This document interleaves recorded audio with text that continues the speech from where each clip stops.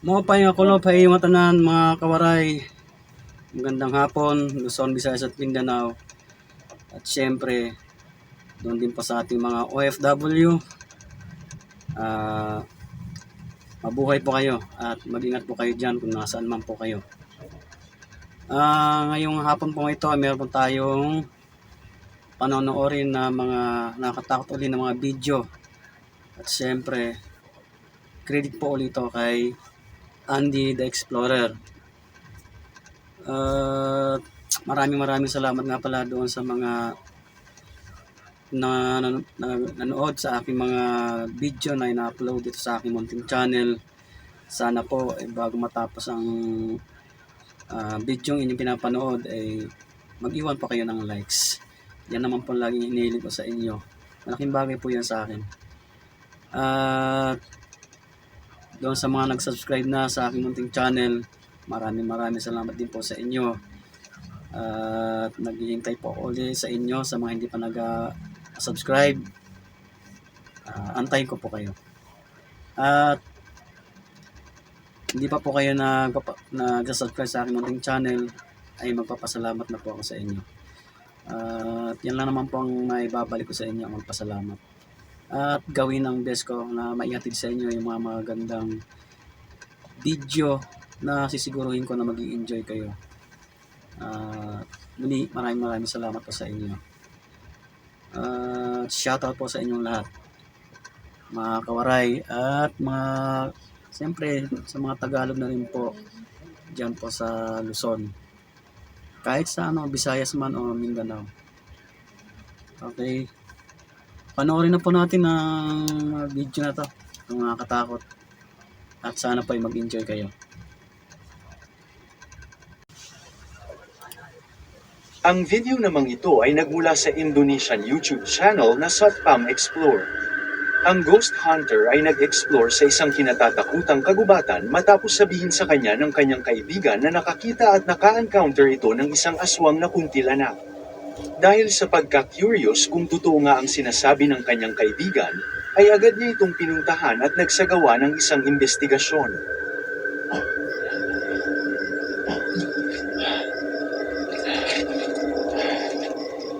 Allah Akbar, ada bau, tiba-tiba ada bau kembang.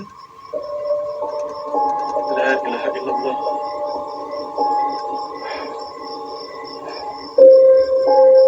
Allah. Oh, wow!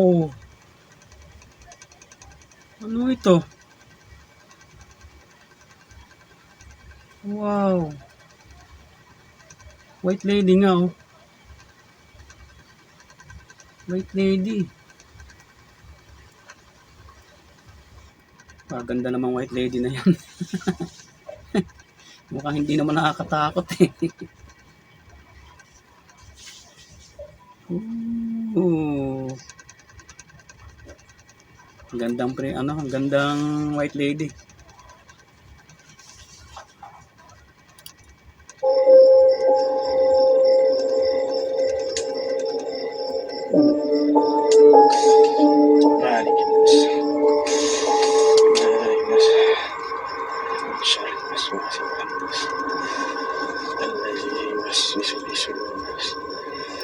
Kuya, huwag ka na lumapit dyan.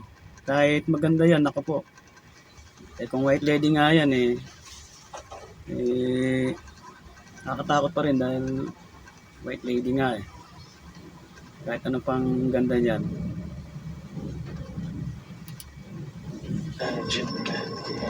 Ka na lumapit, kuya.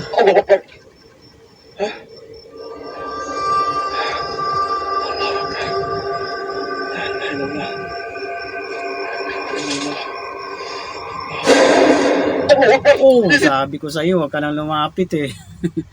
Makulit ka eh, kuya. Sabi ko sa iyo, huwag ka nang lumapit eh. Yan tuloy.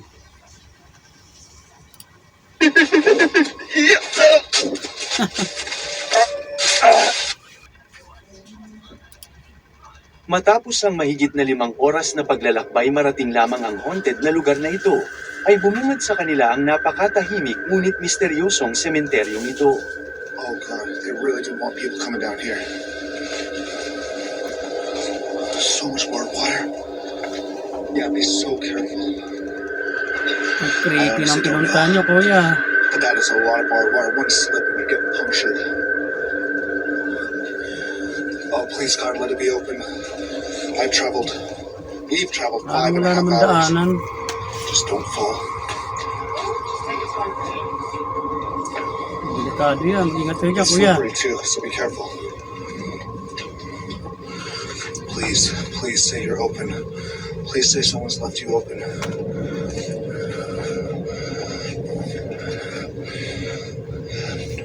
I don't see a lock. Wow, they really built this place over barbed wire, didn't they? Pintuan. Can you hold this Pintuan, no? while I push on the door? Pintuan pa lang, nakakatakot na. Parang kulungan eh. Really? Parang yung style ng ano, Spanish style. This is so bad. It opened. I'm scared too. It's okay. We've done it, guys. Nang makakita sila ng isang misteryosong pintuan mula sa isang nakalimutan ng simbahan, ay sinubukan nila itong Oo, pasukin simbahan kahit pala na yan. napapalibutan ito ng mga barbed wire. Kahit na nahirapan sila ay narating naman nila ang pintuan. Salamat na lamang at hindi ito nakalak. Hirap dumaan niya kasi may barbed wire eh. Sakit kaya makasugat. Tsaka sumasabit yun sa mga sa damit, pantalon. Kahit sa balat. Masabitan kanya ang sakit niyan eh. Nila namang pasukin ang loob ng simbahan ay may natuklasan sila sa pinakadulo ng hallway. Katakot ng hallway. Panoorin ninyong mabuti. Oh, it's a skull. Ano yan? It's a human skull. Oh, nicho. May may kalansay pa oh. It's still got hair on it. It's still got hair on its head. Ano yan? It's real. May parang simenteryo sa loob ng ng simbahan. Ano yun? Bagay siguro sa mga yung dati kasi sa mga simbahan, yung mga namamatay na pari, doon na lang nililibing sa loob ng simbahan eh. Meron lang silang isang lugar doon na ginagawang libingan ng mga pari. Ganun ba yun? It's real. Ayan no?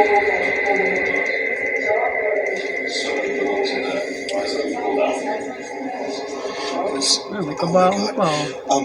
I hate to do this. Take the camera. Shit. Take the camera.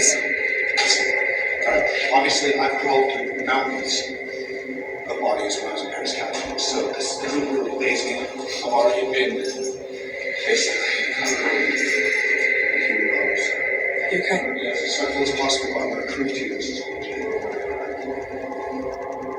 Nang ginagalaw nila ang bangkay, ay bigla na lamang silang nakarinig ng misteryosong ingay. Oh, God. Bakit mo kasi ginagalaw pa yung bangkay? Ganyan o respeto man lang sa sa may-ari ng bangkay na yan.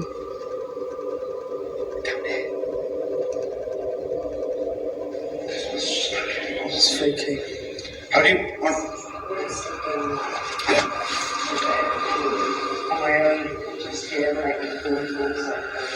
Yeah, it's kind of weird. When we walked through the house at the back of you guys, and we came through your house at the back of that car and did so. Yeah. There's someone walking behind you. Really? I get that from the What's that?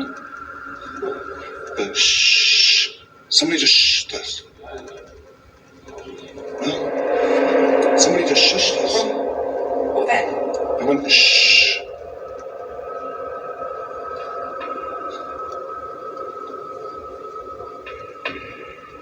Alright, let's make the most of this and now get out of here. Isa lang ang malinaw, ang mga explorer na ito ay may naistorbong nananahimik na nilalang. Tama, Kaya ginalaw naman niyo pa maaaring kasi. nagalit ito sa kanila. Ang nakakakilabot na video na ito ay nagmula sa channel na Jejak Camping kung saan nagpasya silang magsagawa ng isang delikadong overnight exploration sa isang liblib na lugar sa gitna ng ilog. Sa kabila ng madilim at nakakatakot na kapaligiran, naglakas loob silang subukan ang kanilang tapang sa pamamagitan ng pagpapalipas ng gabi sa ibabaw lamang ng isang maliit na bangka na papalibutan ng matataas at masukal na mga puno. Sa mga unang oras ay tila normal lamang ang lahat hanggang sa unti-unti silang makarinig ng mga kakaibang tunog mula sa paligid. Mga sigaw na tila nagmumula sa kailaliman ng kagubatan, mga misteryosong yabag sa ibabaw ng mga puno, at mga ingay na lalong nagpapabigat sa katahimikan ng gabi. Ngunit ang mas nakakatakot, maya-maya lamang ay may isang hindi maipaliwanag na nilalang ang malinaw na nakuhanan ng kamera. Panoorin ninyong mabuti. Uy, orang nggak itu? Kayak manggil. Tapang nila kuya, oh. Nasa gitna sila ng ilog. Ang dami-dami yung mapapag-exploran eh, dyan pa sa ilog.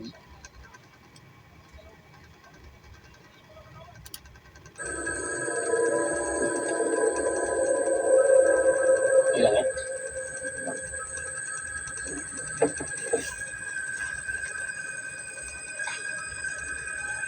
Apa itu?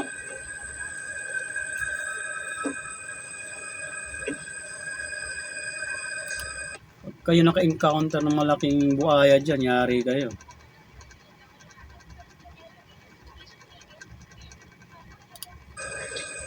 Kayang-kayang gibayin ng malaking buhaya yung bangka nyo. Tak tahu ini apa yang namanya. Ayo muncul, siapa itu? Habang tinatahak nila ang madilim na ilog gamit ang kanilang bangka, nagpasya silang huminto at doon na magpalipas ng gabi sa gitna ng masukal na lugar. Noong una ay wala namang kakaibang nangyayari. Tapang Ngunit talaga habang nila, lumalalim kuya, ang gabi ay nagsimula silang makarinig Bagay ng mga kung nakakakilabot na tunog, mga tigarihan sigaw kayo, na malapit tila lang sa boses inyo ng yan. isang babae na umaalingaw mula sa kadiliman. Sanay na tumato Sa dyan. pag-aakalang baka imahinasyon lamang o tunog Gamay ng na gamay hangin, na nila yung lugar na sinubukan yun. nilang magpahinga at matulog. Ngunit doon na nagsimula ang tunay na bangungot. Sa kalagitnaan ng gabi, bigla silang Tinulugan pa nila, nagising oh. dahil sa Talagang matinis at nakapangingilabot na sigaw na nagmumula matapang mismo sa talaga itaas tumato. ng mga puno, na para bang may kung anong nilalang ang nagmamasid at paikot-ikot sa kanila mula sa dilim ng kagubatan.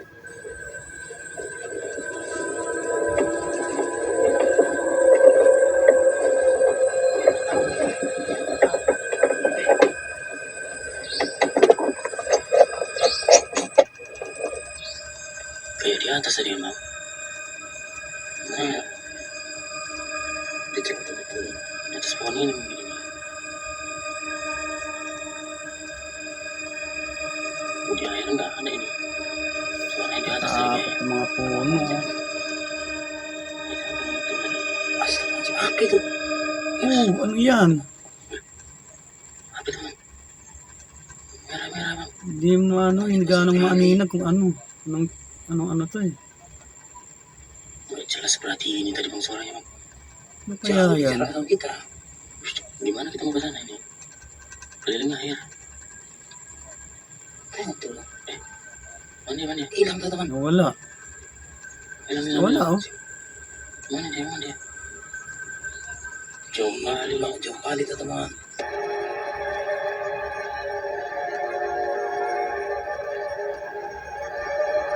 Ano yun?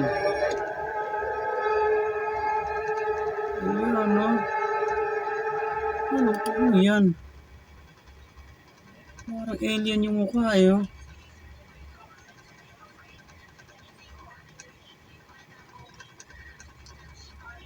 Kasi ganong maaninag eh. Di rin parang rin kung may hawig din sa sa unggoy eh. Yung mukha.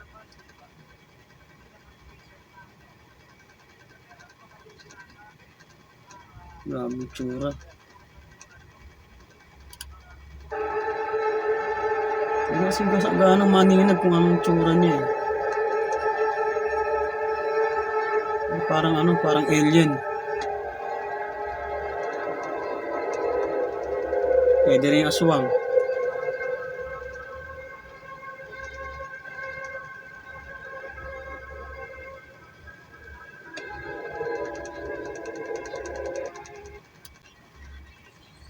Ang nakakatakot na video na ito ay nadiskubre mula sa isang lumang kamera na natagpuan sa basement ng isang matandang bahay na nakatakda ng gibain.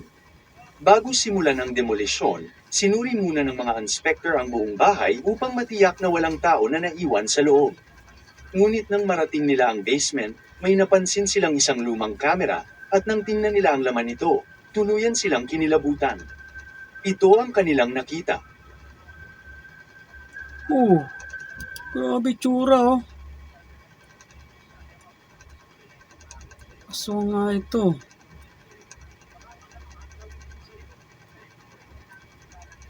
Grabe, weird na tsura oh. Katakot.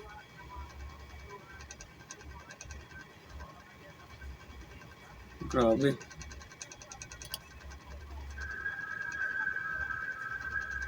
Oh.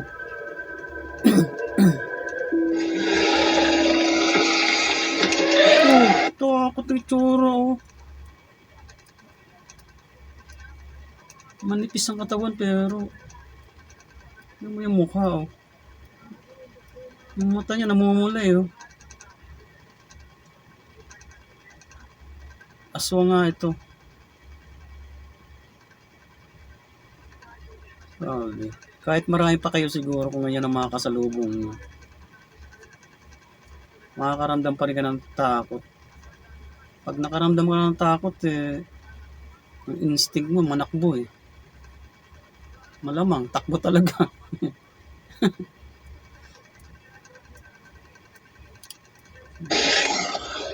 Sa isang madilim at halos hindi abot ng liwanag na sulok ng basement, may nakatayo na isang maitim at payat na figure. Hindi ito gumagalaw, ngunit ang mga mata nito ay matalim at diretsyong nakatitig sa kamera, parang alam nitong may nanunood. Ilang sandali pa, dahan-dahan itong lumapit, bawat hakbang ay puno ng kaba, hanggang sa bigla na lamang natapos ang video. Hanggang ngayon, wala pa ring impormasyon kung nasaan o ano na ang nangyari sa dating may-ari ng bahay. Kaya ang tanong, nakaranas nga ba siya ng isang tunay na kababalaghan o isa lamang itong planadong panlilinlang? Pwede. Isang estudyante mula sa bansang Japan ang maagang dumating sa unang araw ng kanyang pagpasok sa paaralan. Sa kanyang pagpasok sa silid-aralan, napansin niyang may isang estudyante na nauna sa kanya, nakaupo, tahimik, at walang imik. Sa unang tingin, tila normal lamang ang lahat. Ngunit habang tumatagal, may kakaibang pakiramdam na unti-unting gumapang sa kanyang dibdib. May mali, may kakaiba sa kanyang bagong kaklase. Isang presensyang hindi maipaliwanag, ngunit ramdam na ramdam niya. Panoorin ninyong mabuti. 一番乗り。おはようございます。よいしょ。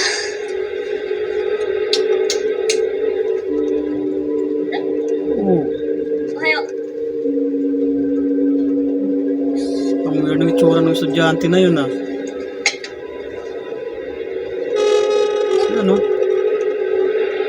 Tahimik lang.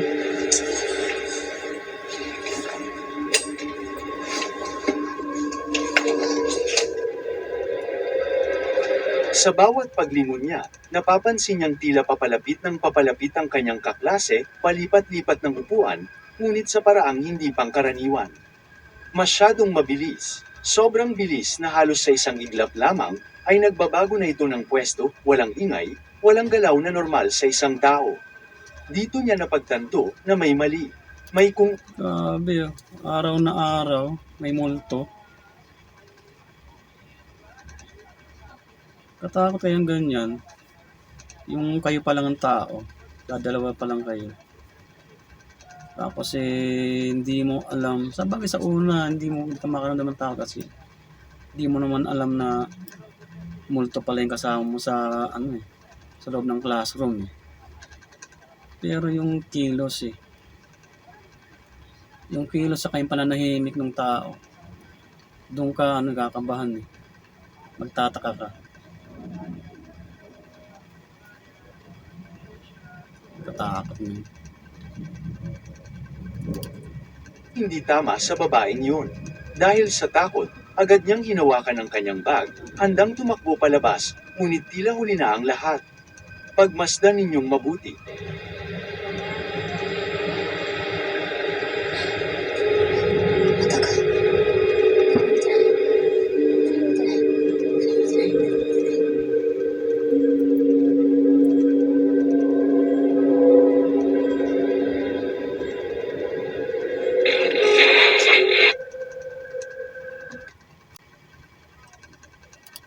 Ang grupo ng mga Boy Scout ang nagkakamping noon sa gitna ng masukal na kagubatan nang bigla silang makarinig ng kakaibang mga tunog mula sa isang madilim na lugar na malapit sa kanilang pwesto sa kalaliman ng gabi. Sa una ay inakala nilang ordinaryong hayop lamang iyon na gumagala sa paligid. Ngunit habang patuloy na umaalingaw-ngaw ang misteryosong ingay sa katahimikan ng kagubatan, unti-unti silang nakaramdam ng matinding kaba at pag-aalinlangan. Dahil sa matinding kuryosidad, nagpasya silang silipin ang direksyon ng tunog gamit ang kanilang kamera. Ngunit sa mismong sandaling yun, isang bagay ang bigla nilang nakita na tuluyang nagpayanig sa kanilang mga katawan sa takot. Sa gitna ng matataas na damuhan at Oo. Nangingintab yung mata, oh. Namumuti, oh. Oh, katakot, oh. Ano kaya yan? Ano ng itsura?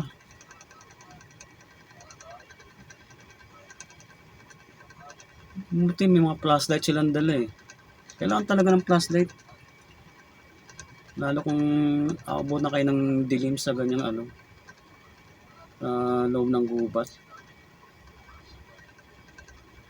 Mas maganda talaga may baon lagi na flashlight. na dilim, dalawang nakakasilaw na matang tila kumikislap ang nakatitig direkta sa kanila mula sa malayo. Oh, May kung anong nilalang na nakayuko at bahagyang Wow. nagtatago sa damuhan, mistulang nagmamasid lamang habang hindi gumagalaw. katakot, Hindi oh. malinaw kung ano talaga yon, ngunit sapat ang itsura nito upang magdulot ng matinding sindak sa grupo. Sa kabutihang palad, hindi lumapit ang misteryosong nilalang at nanatili lamang itong nakatago sa kadiliman ng kaparangan hanggang sa matapos ang gabi. Buti, Ligtas mang ganun lang nakaligtas ang ginawa, mga Boy lang, Scouts sa nakakatakot na parang karanasang yun. mamasdan lang sila. Nananatili pa rin hanggang ngayon ang nakakikilabot na tanong, ano nga ba ang nilalang na tahimik na nagmamasid sa kanila mula sa kadiliman? Grabe. Okay, natapos na naman po yung mga video na nakataot na pinapanood natin ngayong araw na to. Maraming salamat sa mga nanood at sa mga manonood pa lang. Sana po ay huwag niyo makalimutan pindutin yung likes na button. Malaking bagay po sa akin yan. At maraming salamat po. Shoutout sa mga kawaray, sa inyo lahat mga kawaray, at sa mga Tagalog diyan sa Luzon, Visayas, Mindanao, lahat na. Kahit hindi yung mga Tagalog, mga pa-Bisaya man yan o Ilocano, shoutout po sa inyo lahat. At maraming salamat po sa inyo. Muli abangan nyo yung mga i-upload ko pang mga video dito sa aking munting channel. Kita-kits po tayo hanggang sa susunod mga i-upload ko pa. At maraming salamat po sa inyo. Shoutout po doon sa lahat ng membro ng San Pedro Ghost Hunters at mga viewers nila. Shoutout po sa inyo lahat. Sa mga OFW, shoutout din po sa inyong lahat. Okay, hanggang sa muli.